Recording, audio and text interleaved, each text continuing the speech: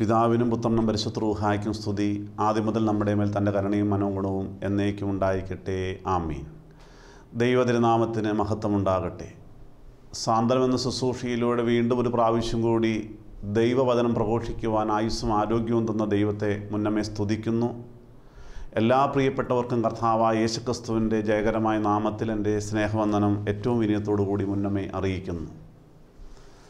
വലിയ നോമ്പിൻ്റെ ദിനങ്ങളിലൂടെ നാം കടന്നു പോകുമ്പോൾ നമുക്ക് ദൈവത്തെ സ്തുതിക്കാം, അവനെ ആരാധിക്കാം. അവൻ്റെ തിരുവചനം കേൾക്കുവാൻ ഒരിക്കൽ കൂടി നാം വിനയപ്പെട്ടിരിക്കുമ്പോൾ ഇന്നത്തെ ധ്യാനചിന്തയ്ക്കായി തിരഞ്ഞെടുത്തിരിക്കുന്നതായ വചനഭാഗം വിശുദ്ധ മത്തായി സുവിശേഷം 5-ാം അധ്യായം 8-ാമത്തെ വാക്യമാണ്. നമുക്കെല്ലാവർക്കും സുപരിചിതമായ വേദഭാഗമാണല്ലോ. യേശുക്രിസ്തുവിൻ്റെ ആ ഗിരിപ്രഭാഷണത്തിൽ, ആദ്യ പ്രസംഗത്തിൽ കർത്താവ് തമ്പുരാൻ മലയിലേക്ക് കയറിപ്പോയി തിരുവായ്മൊഴിഞ്ഞ് ശിഷ്യന്മാരോട് സംസാരിക്കുകയാണ്. ഓരോ കാര്യങ്ങളും ഓരോ വാക്യങ്ങളും അവിടെ ഏറ്റവും പ്രാധാന്യമുള്ളതാണ്.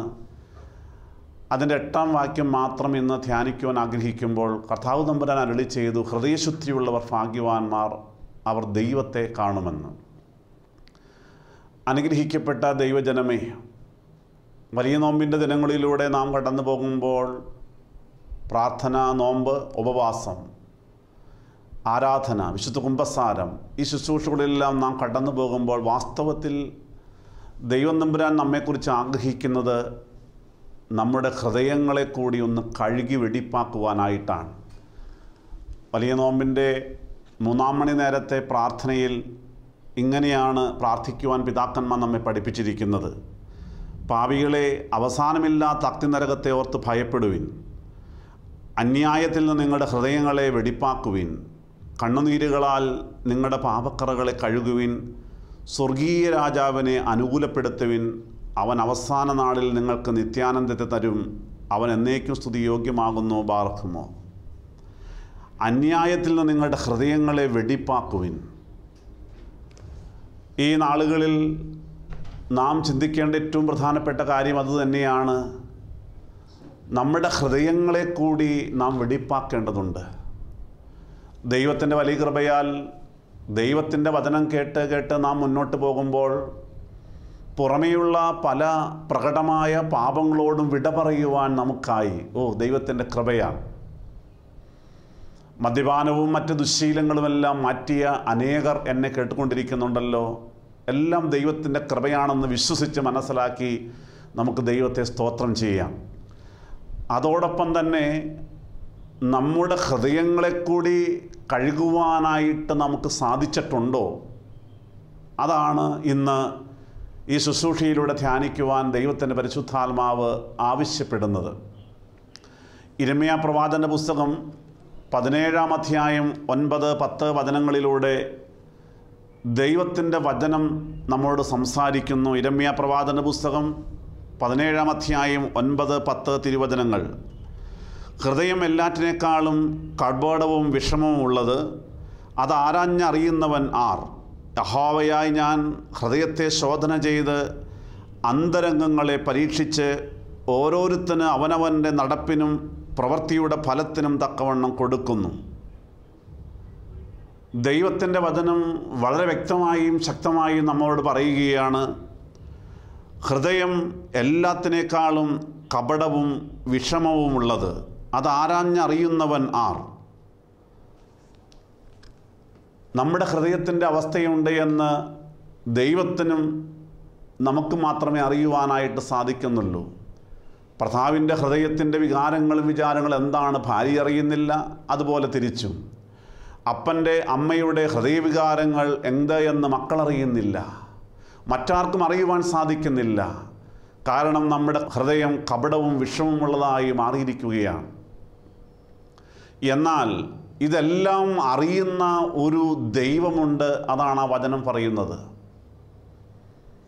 പ്രിയപ്പെട്ടവരെ, അവിടെ ആ വചനം വായിച്ച് മുന്നോട്ട് പോകുമ്പോൾ ഓരോരുത്തൻ്റെ നടപ്പിനും പ്രവർത്തിക്കും തക്കവണ്ണം കർത്താവ് തമ്പുരാൻ ന്യായവിധിയിൽ അതിന് മറുപടി നൽകും എന്ന് വ്യക്തമായിട്ട് നമ്മെ പഠിപ്പിക്കുമ്പോൾ, ഈ ദിനങ്ങളിൽ, വലിയ നോമ്പിൻ്റെ ദിനങ്ങളിലൂടെ സുവിശേഷം കേട്ട് നാം മുന്നോട്ട് പോകുമ്പോൾ ആ സത്യം നമ്മൾ അറിയിച്ചിരിക്കണം.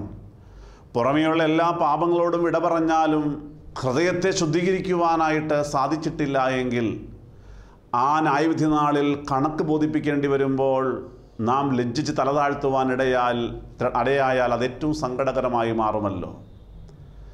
പ്രിയപ്പെട്ടവരെ, കണക്ക് ബോധിപ്പിക്കേണ്ടതായൊരു ദിവസം വരും, നമുക്കെല്ലാവർക്കും അറിയാം.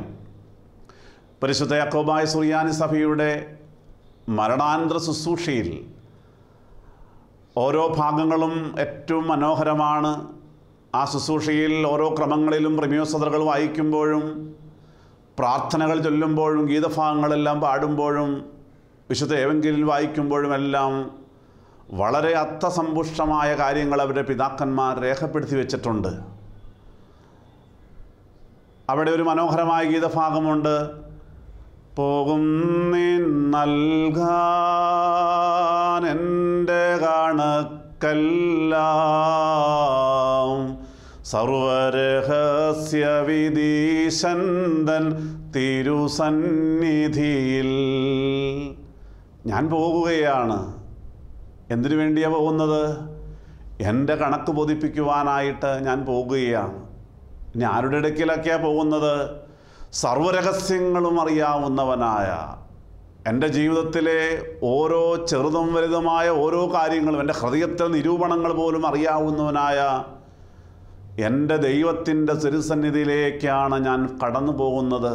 പ്രിയപ്പെട്ടവരെ, എത്രയോ മനോഹരമായ ഒരു പ്രാർത്ഥനാ ഗീതമാണ് അത്. ഇതുപോലെ ഞാനും നിങ്ങളും പോകേണ്ടി വരുമ്പോൾ, കണക്ക് ബോധിപ്പിക്കേണ്ടി വരുമ്പോൾ, സർവ്വരഹസ്യങ്ങളും അറിയാവുന്നവനായ കർത്താവിൻ്റെ സന്നിധിയിലേക്ക് നാം കടന്നു പോകും എന്നുള്ളതായ ആ ഒരു ബോധ്യം നമുക്കുണ്ടാകുന്നുവെങ്കിൽ നമ്മുടെ ഹൃദയത്തെ ഒന്ന് ശോധന ചെയ്യേണ്ടതല്ലേ? പോകും നീ നൽകാൻ എൻ്റെ കണക്കെല്ലാം സർവരഹസ്യവിധീശന്തൻ തിരുസന്നിധിയിൽ. അങ്ങനെയെങ്കിൽ സർവ്വരഹസ്യങ്ങളും അറിയാവുന്നവനായ ദൈവത്തിൻ്റെ സന്നിധിയിലേക്ക് ഞാൻ ഒരിക്കൽ കടന്നു പോകുമെന്നുള്ളതായ ബോധ്യമുണ്ടെങ്കിൽ നമുക്ക് നമ്മുടെ ഹൃദയങ്ങളെ ഒന്ന് ശോധന ചെയ്യുവാനായിട്ട് ഇന്ന് ചിന്തിക്കാം, ധ്യാനിക്കാം. അനുഗ്രഹിക്കപ്പെട്ട ദൈവജനമേ, നമ്മുടെ ഹൃദയത്തിൻ്റെ അവസ്ഥ എന്താണ്? ഹൃദയം എല്ലാത്തിനേക്കാളും കാഠിന്യമുള്ളതാണ്, അത് വിഷമമുള്ളതാണ്. 7 തരം ഹൃദയങ്ങളുണ്ട് എന്നാണ് വേദശാസ്ത്ര പണ്ഡിതന്മാർ അഭിപ്രായപ്പെടുന്നത്. കാപട്യമുള്ള ഹൃദയം, വഞ്ചനയുള്ള ഹൃദയം, ദോഷം നിരൂപിക്കുന്ന ഹൃദയം, ശാഠ്യമുള്ള ഹൃദയം, വമ്പ് പറയുന്ന ഹൃദയം, കൗശലമുള്ള ഹൃദയം, ദുരാദായം ചിന്തിക്കുന്ന ഹൃദയം, ഇങ്ങനെ പലതരത്തിലുള്ളതായ 7 തരത്തിലുള്ളതായ ഹൃദയങ്ങൾ ഉണ്ട് എന്ന് വേദശാസ്ത്ര പണ്ഡിതന്മാർ അഭിപ്രായപ്പെടുമ്പോൾ എൻ്റെ ഹൃദയത്തിൻ്റെ അവസ്ഥ എന്താണെന്നാണ് നാം പരിശോധിക്കേണ്ടത്. പ്രിയപ്പെട്ടവരെ, ഇന്ന് കല്ലായുള്ള ഹൃദയമായി ആളുകളുടെ ഹൃദയങ്ങൾ മാറിക്കൊണ്ടിരിക്കുന്നു. മനസ്സലിവില്ലാത്തതായ, ആർദ്രതയില്ലാത്തതായ, അനുകമ്പയില്ലാത്തതായ, സ്നേഹമില്ലാത്തതായ ഹൃദയങ്ങളായി മനുഷ്യഹൃദയങ്ങൾ മാറ്റപ്പെട്ടുകൊണ്ടിരിക്കുകയാണ്. അതുകൊണ്ടാണ് റോഡിൽ ഒരു അപകടം നടക്കുമ്പോൾ അപകടത്തിൽപ്പെട്ടതായ വ്യക്തി രക്തം വാർന്നൊഴുകി അവിടെ കിടക്കുമ്പോൾ ഒരാൾ പോലും ഒന്ന് സഹായിക്കുവാൻ തയ്യാറാകാതെ, ഒരു വാഹനത്തിൽ കയറ്റി ആശുപത്രിയിൽ കൊണ്ടുപോകുവാൻ തയ്യാറാകാതെ, ആ അപകടത്തിൽ പെട്ടുകിടക്കുന്ന, മരണത്തോട് മല്ലടിക്കുന്ന ആ വ്യക്തിയുടെ ആ ചിത്രങ്ങൾ മൊബൈൽ ഫോണിൽ പകർത്തിക്കൊണ്ട് അത് വളരെ വേഗത്തിൽ സമൂഹ മാധ്യമങ്ങളിൽ പ്രചരിപ്പിക്കുവാൻ ഒത്തിരി ആളുകൾ തയ്യാറാകുന്നു എന്ന് പറയുമ്പോൾ ആ വ്യക്തികളുടെ ഹൃദയത്തിൻ്റെ അവസ്ഥ എന്താണ്?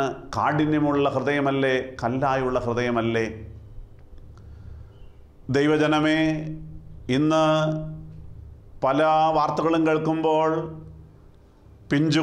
സ്വന്തം പിഞ്ചുകുഞ്ഞിനെ ഉപേക്ഷിച്ചിട്ട് കാമുകൻ്റെ കൂടെ ഒളിച്ചോടിപ്പോകുന്ന പല അമ്മമാരെക്കുറിച്ച് കേൾക്കുമ്പോൾ നമുക്ക് മനസ്സിലാക്കാം അമ്മമാരുടെ ഹൃദയം കല്ലായിപ്പോയുള്ള ഹൃദയങ്ങളാണ് എന്ന്. സ്വന്തം ജീവിത പങ്കാളിയെ, ഭാര്യയെ ഉപേക്ഷിച്ചിട്ട് കാമുകിയുടെ കൂടെ ഒളിച്ചോടിപ്പോകുന്ന, അല്ലെങ്കിൽ കാമുകിയുടെ കൂടെ ഒരു പുതിയ ജീവിതം ആരംഭിക്കുന്നതായ ഭർത്താവിൻ്റെ ഹൃദയം എങ്ങനെയുള്ളതാണ്? കല്ലായുള്ള ഹൃദയമാണ്. അതിലും ഭീകരമായൊരവസ്ഥയാണ് ഇന്ന് നമ്മുടെ നാട്ടിലെല്ലാം കാണപ്പെടുന്നതായ കൊട്ടേഷൻ രീതികളെക്കുറിച്ച് പറയുമ്പോൾ. പ്രിയപ്പെട്ടവരെ, ഒരു വ്യക്തി ഒരാളുമായി വഴക്കിടുകയാണ് എന്ന് സങ്കല്പിക്കാം. വഴക്കിടുന്നു, വാക്കുതർക്കമുണ്ടാകുന്നു. സ്വാഭാവികമായിട്ടും അവർ തമ്മിൽ അടിപിടി ഉണ്ടായേക്കാം, ഒരുപക്ഷെ കത്തിക്കുത്തുണ്ടായേക്കാം. ഇതെല്ലാം സ്വാഭാവികമാണ്. എന്നാൽ ഇതൊന്നുമില്ലാതെ കുറച്ച് പൈസ കിട്ടുകയാണ്, ഒരു 10,000 രൂപ കിട്ടി, കുറച്ച് കൂടുതൽ കിട്ടി, ഒരാളുടെ കൈ വെട്ടുവാനും കാല് വെട്ടുവാനും തയ്യാറാകുമ്പോൾ, അല്ല കുറച്ചുകൂടി പൈസ കൂടുതൽ കിട്ടുകയാണ്, ഒരു വ്യക്തിയെ കൊല്ലുവാനായിട്ട് ഒരു കൊട്ടേഷൻ സംഘാംഗം അല്ലെങ്കിൽ നേതാവ് കൊട്ടേഷൻ എടുക്കുമ്പോൾ നാം മനസ്സിലാക്കണമേ, ആ കൊട്ടേഷൻ സ്വീകരിച്ചതായ വ്യക്തി അല്ലെങ്കിൽ വ്യക്തികൾ ആ ഇരയാക്കപ്പെട്ടതായ വ്യക്തിയുടെ അടുക്കലേക്ക് കടന്നു ചെല്ലുകയാണ്. മുൻപൊരിക്കൽ പോലും കണ്ടിട്ടില്ലാത്തൊരു വ്യക്തിയായിരിക്കാം. തന്നെയുമല്ല, ആ വ്യക്തിയോട് യാതൊരു തരത്തിലുള്ളതായ നീരസമില്ല, വൈരാഗ്യമില്ല, വഴക്കില്ല, പിണക്കമില്ല, ഇതൊന്നുമില്ലാതിരിക്കുന്ന ഒരു വ്യക്തിയുടെ അടുക്കലേക്ക് ആയുധങ്ങളുമായിട്ട് കടന്നു ചെന്ന് ആ വ്യക്തിയെ യാതൊരു ദയവുമില്ലാതെ വെട്ടി പരിക്കേൽപ്പിക്കുമ്പോൾ, അല്ല ആ വ്യക്തിയെ കൊന്നുകളയുമ്പോൾ നാം മനസ്സിലാക്കണമേ, ഈ കൊട്ടേഷൻ ഏറ്റെടുത്തിരിക്കുന്ന ആളുകളുടെ മാനസികാവസ്ഥ എന്താണ്, ഹൃദയത്തിൻ്റെ അവസ്ഥ എന്താണ്? കല്ലായുള്ള ഹൃദയമല്ലേ? ഈ നാളുകളിലെല്ലാം ഏറി വരുമ്പോൾ മനുഷ്യ മനസ്സാക്ഷിയെ ഞെട്ടിച്ചുകൊണ്ട് ഒത്തിരി ദുരന്തങ്ങൾ അരങ്ങേറുകയാണ്. അങ്ങനെയെങ്കിൽ നാം ചിന്തിക്കണമേ, എൻ്റെ ഹൃദയം ഈ നാളുകൾ കല്ലായുള്ള ഹൃദയമായി മാറിപ്പോയോ? കാഠിന്യമുള്ള ഹൃദയമായി മാറിപ്പോയോ? പ്രിയപ്പെട്ടവരെ, അനുകമ്പയില്ലാത്ത ഹൃദയമായി മാറിപ്പോയിട്ടുണ്ടെങ്കിൽ, സ്നേഹമില്ലാത്ത ഹൃദയമായി മാറിപ്പോയിട്ടുണ്ടെങ്കിൽ, അത് മാംസളമായ ഹൃദയമുള്ളതായി മാറുവാനായിട്ട് നമുക്ക് പ്രാർത്ഥിക്കണ്ടേ? നമ്മുടെ ഹൃദയത്തിൽ നിന്ന് അശുദ്ധി മാറ്റിക്കളയണ്ടേ? അരുതാത്ത വികാരങ്ങളും വിചാരങ്ങളും മാറ്റിക്കളയണം. പാപക്കറകളെ നമ്മുടെ ഹൃദയത്തിൽ നിന്ന് കഴുകിക്കളഞ്ഞേ മതിയാകൂ. കഴുകിക്കളയണം. ദൈവത്തിൻ്റെ വചനം കേട്ടുകൊണ്ട് നമ്മുടെ ഹൃദയത്തിലെ അഴുക്കുകളെല്ലാം യേശുവിൻ്റെ രക്തത്താൽ കഴുകപ്പെട്ടുകൊണ്ട് 1 പത്രോസ് 1-ാം അധ്യായം അതിൻ്റെ 18-ാം വാക്യത്തിൽ പറയുന്നത് പോലെ, ക്രിസ്തു എന്ന നിർദോഷവും നിഷ്കളങ്കവുമായ കുഞ്ഞാടിൻ്റെ വിലയേറിയ രക്തം കൊണ്ട് നാം വീണ്ടെടുക്കപ്പെട്ടവരാണ്. അനുഗ്രഹിക്കപ്പെട്ടവരെ, ആ കുഞ്ഞാടിൻ്റെ വിലയേറിയ രക്തം കൊണ്ട് നമ്മുടെ ഹൃദയത്തെ കഴുകി വെടിപ്പാക്കുവാനായിട്ട് ഈ വലിയ നോമ്പിൻ്റെ ജനങ്ങളിൽ ഒരു വിശുദ്ധ കുമ്പസാരം കണ്ണുനീരോടെ നടത്തി നമ്മുടെ ജീവിതത്തിൻ്റെ ഹൃദയത്തിൻ്റെ അശുദ്ധിയൊന്ന് കഴുകിക്കളഞ്ഞ് വെടിപ്പാക്കുവാനായിട്ട് നാം ഇന്ന് തീരുമാനമെടുക്കുന്നുവെങ്കിൽ അത് ദൈവത്തിൻ്റെ സന്നിധിയിൽ ഏറ്റവും വിലയേറിയതായിരിക്കും. 34-ാം സങ്കീർത്തനം 18-ാം വാക്യം, ഹൃദയം നുറുങ്ങിയവർക്ക് യഹോവ സമീപസ്ഥൻ, മനസ്സ് തകർന്നവരെ അവൻ രക്ഷിക്കുന്നു. നമ്മുടെ ഹൃദയം ഒരു നുറുങ്ങിയ ഹൃദയമായി മാറണമെങ്കിൽ, ആർദ്രതയുള്ള ഹൃദയമായി മാറണമെങ്കിൽ, തകർന്ന മനസ്സുള്ളവരായി മാറുമ്പോഴാണ് നമ്മുടെ കർത്താവ് നമ്മുടെ പ്രാർത്ഥനയിൽ ഇമ്പപ്പെടുന്നത്. അപ്രകാരമുള്ള ഒരു ഹൃദയം നമുക്കുണ്ടാകുവാൻ പ്രാർത്ഥിക്കാം. അതിന് ദൈവത്തിൻ്റെ വചനം കേട്ടുകൊണ്ട്, യേശുവേ എൻ്റെ ഹൃദയത്തെ നീ കഴുകണമേ എന്ന് അനുതാപത്തോടെ നിലവിളിക്കുവാൻ തയ്യാറാകുമ്പോൾ നമ്മുടെ കർത്താവ് നമ്മുടെ പ്രാർത്ഥന കേൾക്കും. നമ്മുടെ പ്രാർത്ഥനകൾക്ക് മറുപടി ഉണ്ടാകും. അനുഗ്രഹിക്കപ്പെട്ടവരെ, പലപ്പോഴും ഇന്ന് നാം കാണുന്നത് ഇരുമനസ്സുള്ള ഹൃദയവുമായിട്ട് നാം മുന്നോട്ട് പോവുകയാണ്. പുറമേ ഒരു ഭാവമാണ്, പക്ഷെ ഹൃദയത്തിൻ്റെ അകത്ത് മറ്റൊരു ഭാവമാണ്. മറ്റുള്ളവരെ ആളുകളെ കാണുമ്പോൾ ചിരിക്കുന്നുണ്ട്, വർത്തമാനമെല്ലാം പറയുന്നുണ്ട്, പക്ഷെ ആ വ്യക്തിയോട് ഇഷ്ടമുള്ളത് കൊണ്ടായിരിക്കുകയില്ല. പുറമേ കാപട്യമുള്ള ഒരു ചിരിയെല്ലാം സമ്മാനിച്ചുകൊണ്ട്, പുറമേ അഭിനയിച്ചുകൊണ്ട് നാം മുന്നോട്ട് പോകുമ്പോൾ അകത്ത്, ഹൃദയത്തിൻ്റെ അകത്ത് ആ വ്യക്തിയോട് വലിയ ദേഷ്യവും വിദ്വേഷവും പിണക്കവുമായിട്ട് മുന്നോട്ട് പോവുകയാണ്. യാക്കോബ് ശ്ലീഹ എഴുതിയ ലേഖനം 4-ാം അധ്യായം 8-ാം വാക്യം യാക്കോബ് ശ്ലീഹ പറയുന്നുണ്ട്, ദൈവത്തോട് അടുത്ത് ചെല്ലുവിൻ, എന്നാൽ അവൻ നിങ്ങളുടെ അടുക്കിലേക്ക് വരും. വീണ്ടും യാക്കോബ് ശ്ലീഹ പറയുകയാണ്, ഇരുമനസ്സുള്ളവരെ നിങ്ങൾ നിങ്ങളുടെ കൈകളെ കഴുകി വെടിപ്പാക്കുവിനെന്ന്. അനുഗ്രഹിക്കപ്പെട്ടവരെ, ഇരുമനസ്സുമായി പോകുന്നത് ദൈവത്തിന് ഇഷ്ടമല്ല, ആ ദൈവത്തിന് വെറുപ്പാകുന്നു. ഇരുമനസ്സുള്ളതായ ആ ഹൃദയത്തിൻ്റെ ആ അവസ്ഥയെല്ലാം മാറ്റിക്കൊണ്ട് ഇരുമനസ്സുള്ള അവസ്ഥയിൽ നിന്ന് മാറ്റം വരുത്തുവാനായിട്ട് നാം ഉത്സാഹിക്കുന്നുവെങ്കിൽ അത് ഏറ്റവും ഈ വലിയ നോമ്പിൽ അനുഗ്രഹമായി മാറട്ടെ എന്ന് പ്രാർത്ഥിക്കുന്നു. യിരെമ്യാ പ്രവാചകന്റെ പുസ്തകം 13-ാം അധ്യായം അതിൻ്റെ 17-ാമത്തെ വാക്യം. യിരെമ്യാ പ്രവാചകന്റെ പുസ്തകം 13-ാം അധ്യായം അതിൻ്റെ 17-ാമത്തെ വാക്യത്തിൽ യിരെമ്യാ പ്രവാചകൻ നമ്മോട് സംസാരിക്കുന്നുണ്ട്. നിങ്ങൾ കേട്ടനുസരിക്കുകയില്ല എങ്കിൽ ഞാൻ നിങ്ങളുടെ ഗർവം നിമിത്തം രഹസ്യത്തിൽ കരയും. ഇതാ ദൈവത്തിൻ്റെ വചനം നമ്മോട് സംസാരിക്കുകയാണ്. ഇതുപോലെ ദൈവത്തിൻ്റെ വചനം കേട്ടിട്ടും ഒന്ന് വിനയപ്പെടാൻ തയ്യാറായില്ല എങ്കിൽ, നാം അഹങ്കാരത്തോടെ മുന്നോട്ട് പോകുകയാണെങ്കിൽ നമ്മുടെ ദൈവം നമ്മെക്കുറിച്ച് കരഞ്ഞുകൊണ്ടിരിക്കുകയാണ്. അവൻ വെങ്ങിപ്പൊട്ടി കരഞ്ഞുകൊണ്ടിരിക്കുകയാണ്. നമ്മുടെ അഹങ്കാരത്തെ കണ്ടുകൊണ്ട് അവൻ കരയുകയാണ്. നാം മറന്നു പോകരുതേ. അനുഗ്രഹിക്കപ്പെട്ട ദൈവജനമേ, ഇന്ന് പലപ്പോഴും അഹങ്കാരമുണ്ടാവുകയാണ്. എന്നാൽ ഈ അഹങ്കാരമുണ്ടാകുമ്പോൾ നാം മനസ്സിലാക്കേണ്ടത്, സദൃശ്യവാക്യങ്ങളുടെ പുസ്തകം 16-ാം അധ്യായം അതിൻ്റെ 18-ാം വാക്യത്തിൽ ജ്ഞാനിയായ ശലോമോൻ പറയുന്നുണ്ട്. സദൃശ്യവാക്യങ്ങൾ 16-ാം അധ്യായം അതിൻ്റെ 18-ാം വാക്യത്തിൽ ജ്ഞാനി ശലോമോൻ നമ്മോട് പറയുകയാണ്, നാശത്തിന് മുൻപേ ഗർവം, വീഴ്ചയ്ക്ക് മുൻപേ ഉന്നതഭാവമെന്ന്. നാശത്തിന് മുൻപേ ഗർവം, വീഴ്ചയ്ക്ക് മുൻപേ ഉന്നതഭാവം. ഇന്ന് നാം അഹങ്കരിക്കുന്നുവെങ്കിൽ വ്യക്തമായി മനസ്സിലാക്കണമേ, നാശം വരാൻ പോകുകയാണ്. ഇന്ന് ഗർവമുണ്ടെങ്കിൽ, അഹങ്കാരമുണ്ടെങ്കിൽ വ്യക്തമായി മനസ്സിലാക്കാം, നാളെ വീഴ്ച വരാൻ പോവുകയാണ്. സഹോദരങ്ങളെ, ഇന്ന് എനിക്കെന്തെല്ലാമുണ്ടോ അതെൻ്റെ ദൈവം എനിക്ക് ദാനമായി തന്നതാണ് എന്നുള്ളതായ ബോധ്യമുണ്ടാകുമ്പോഴാണ് വിനയമുണ്ടാകുന്നത്. എന്നാൽ സുവിശേഷം കേട്ടനുസരിക്കാതെ സുവിശേഷം കേൾക്കുന്ന പല ദൈവമക്കൾ ഈ നാളുകളിൽ ആത്മീയ അഹങ്കാരം വന്നുകൊണ്ട്, എനിക്ക് വലിയ കഴിവുണ്ട്, ഇതെല്ലാം എൻ്റെ സ്വന്തമായി ഞാൻ നേടിയാണെന്നുള്ളതായ അഹങ്കാരത്തോടെ മുന്നോട്ട് പോകുന്ന കാണുമ്പോൾ നമ്മുടെ കർത്താവിനേറെ സങ്കടമാണ്. അവൻ കരയുകയാണ്. ആയതിനാൽ ഇന്ന് ഈ വചനം കേട്ട് മുന്നോട്ട് പോകുമ്പോൾ നമ്മുടെ ഹൃദയത്തിൽ തീരുമാനമെടുക്കാമോ, എൻ്റെ യേശുവേ, എന്നോട് കരുണ കാണിക്കണമേ, ഞാൻ അഹങ്കരിച്ചു പോയി, ഒന്ന് വിനയപ്പെടുവാൻ എന്നോട് കരുണ കാണിക്കണമേ. പ്രിയപ്പെട്ടവരെ, വിനയപ്പെട്ടേ മതിയാകൂ. നമ്മുടെ കർത്താവിൻ്റെ സന്നിധിയിൽ താണിരുന്നേ മതിയാകൂ. അത് നമ്മൾ നാവ് കൊണ്ട് പറഞ്ഞാൽ മാത്രം പോരാ. നമ്മുടെ ജീവിതത്തിൻ്റെ എല്ലാ മേഖലകളിലും ഒന്ന് വിനയപ്പെട്ട് മുന്നോട്ട് പോകുമ്പോൾ യാക്കോബ് ശ്ലീഹ ആദ്യം പറഞ്ഞതായ ഭാഗത്ത് വീണ്ടും പറയുന്നുണ്ട്, ഇതാ വിനയമുള്ളവരെയെല്ലാം കർത്താവ് ഉയർത്തുന്ന ദൈവമാണെന്ന്.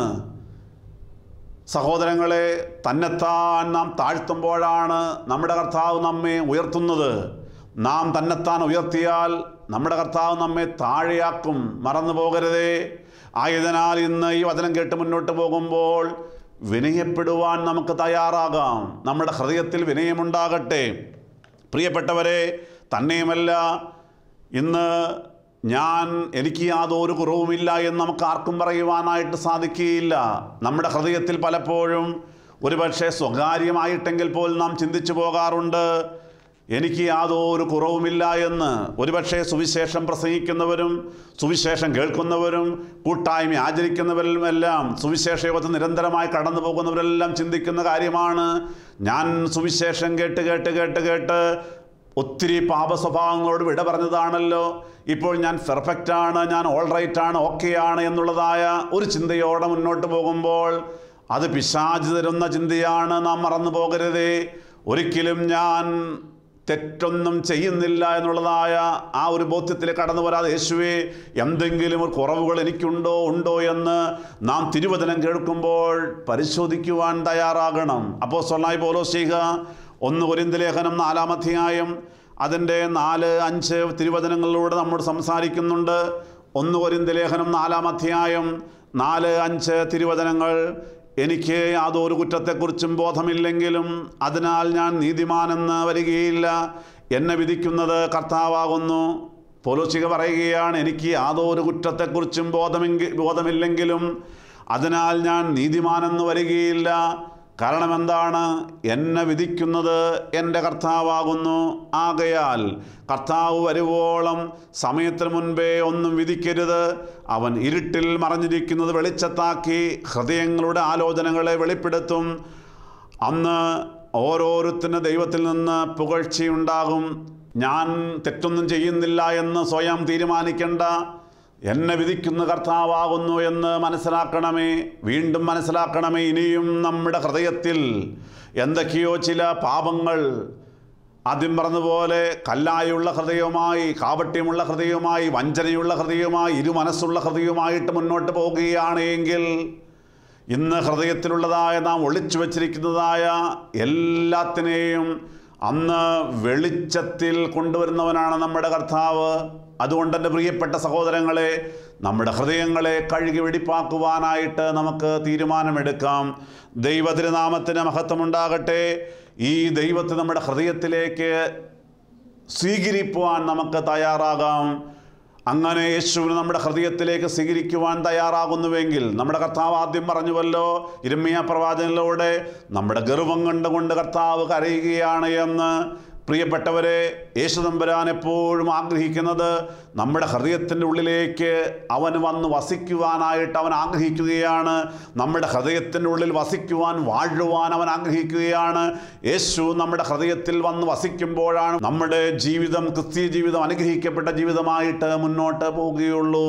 അതുകൊണ്ടാണ് വെളിപാട് പുസ്തകം 3:20 കർത്താവ് പറയുന്നത്, ഞാൻ വാതിൽക്കൽ നിന്ന് മുട്ടുന്നു, ഞാൻ വാതിൽക്കൽ നിന്ന് മുട്ടുന്നു.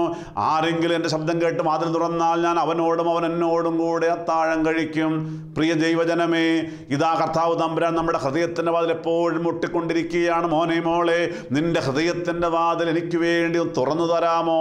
ഞാൻ നിന്റെ ഹൃദയത്തിലേക്ക് എഴുന്നള്ളി വരാം, ഞാൻ അവിടെ വസിക്കാം, ഞാൻ അവിടെ വാഴാം, ഞാൻ നിന്നെ അനുഗ്രഹിക്കാം, നിന്റെ കുടുംബത്തെ അനുഗ്രഹിക്കാം, ഞാൻ നിനക്ക് നിത്യജീവൻ തരാം, നിനക്ക് ആവശ്യമായ ആലോചന ഞാൻ പറഞ്ഞു തരാം. നമ്മുടെ കർത്താവ് എപ്പോഴും നമ്മോട് ആവശ്യപ്പെടുകയാണ്, അവൻ നമ്മോട് കെഞ്ചുകയാണ്. എന്നാൽ നമ്മുടെ ഹൃദയത്തിൻ്റെ വാതിൽ തുറന്നു കൊടുക്കുവാൻ നമുക്ക് ആകുന്നില്ല. കാരണം ഹൃദയത്തിൽ നിറയെ അശുദ്ധിയാണ്, അരുതാത്തതായ ചിന്തകളാണ്.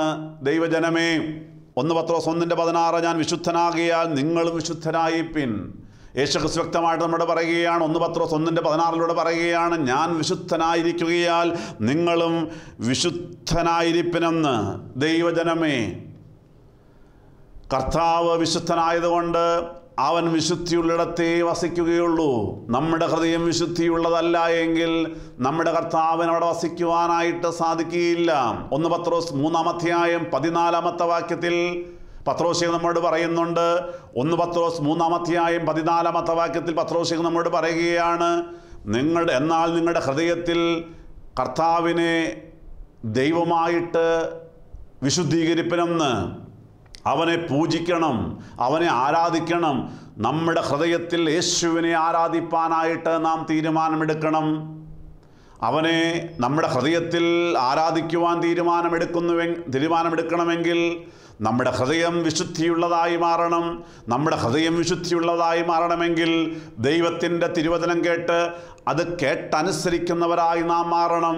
നമ്മുടെ ഹൃദയത്തിൽ നിന്നുള്ളതായ അരുതാത്തതായ എല്ലാം, വമ്പ് പറയുന്നതായ, അഹങ്കാരമുള്ളതായ, പ്രിയപ്പെട്ടവരെ, ഇരുമനസ്സുള്ളതായ എല്ലാ കാര്യങ്ങളും ഒന്ന് കഴുകി വെടിപ്പാക്കുവാനായിട്ട് നാം തീരുമാനമെടുക്കുമ്പോഴാണ്, വിശുദ്ധ കുമ്പസാരത്തിലൂടെ ഏറ്റുപറയുമ്പോഴാണ്, ആ വിശുദ്ധ കുർബാനയിലൂടെ കർത്താവ് എഴുന്നള്ളി വന്ന് നമ്മുടെ ഹൃദയത്തിലേക്ക് എഴുന്നള്ളി വരികയും അവനവിടെ വാസം ചെയ്യുകയും ചെയ്യുന്നത്. ദൈവതിരുനാമത്തിന് മഹത്വമുണ്ടാകട്ടെ. അങ്ങനെയെങ്കിൽ ഇന്ന് ഈ തിരുവചനം കേട്ടുകൊണ്ട് നാം മുന്നോട്ട് പോകുമ്പോൾ നമുക്ക് ഒന്ന് പ്രാർത്ഥിക്കുവാനായിട്ട് സാധിക്കുമോ? കർത്താവേ, ഒരു തകർന്ന ഹൃദയം എനിക്ക് നൽകണമേ, ഒരു നുറുങ്ങിയ ഹൃദയം എനിക്ക് നൽകണമേ, ആർദ്രതയുള്ളതായ ഹൃദയം എനിക്ക് നൽകണമേ എന്ന്. അത് ദൈവത്തിൻ്റെ പരിശുദ്ധാത്മാവ് നമ്മെ സഹായിക്കും. യെഹെസ്കേൽ പ്രവാചന പുസ്തകം 36 അതിൻ്റെ 26 യെഹെസ്കേൽ പ്രവാചന പുസ്തകം 36 26 നമുക്കെല്ലാവർക്കും സുപരിചിതമായ വേദഭാഗമാണല്ലോ. ഞാൻ നിങ്ങൾക്ക് പുതിയൊരു ഹൃദയം തരും, പുതിയൊരു ആത്മാവിനെ ഞാൻ നിങ്ങളുടെ ഉള്ളിലാക്കും, കല്ലായുള്ള ഹൃദയം ഞാൻ നിങ്ങളുടെ ജഡത്തിൽ നിന്ന് നീക്കി മാംസമായുള്ള ഹൃദയം നിങ്ങൾക്ക് തരും. നമുക്കത് തന്നെയല്ലേ ആവശ്യം? കല്ലായുള്ള ഹൃദയം മാറ്റിയിട്ട് മാംസളമായുള്ള ഹൃദയം ലഭിക്കുവാനായിട്ട് നമുക്ക് പ്രാർത്ഥിക്കാം. പുതിയൊരു ആത്മാവിനെ നമുക്ക് ലഭിക്കുവാനായിട്ട് പ്രാർത്ഥിക്കാം.